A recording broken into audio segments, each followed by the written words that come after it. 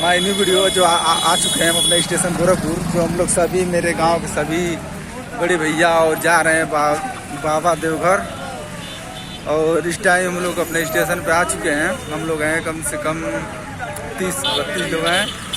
और बिंदेजी पहलवान देख लीजिए, हम लोग स्टेशन पे आ गए हैं। बोल बा हर हर महादेव,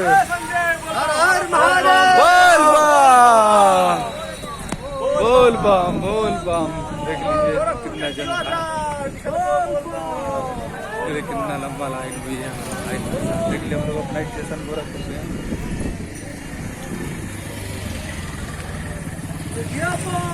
आ चुके हैं अपने स्टेशन पर सभी भाइयों के साथ। हमारे देवराज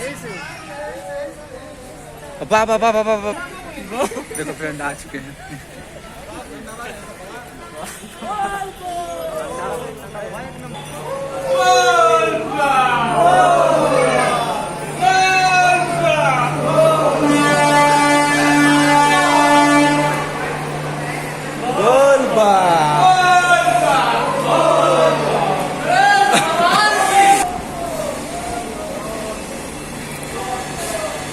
बोल बा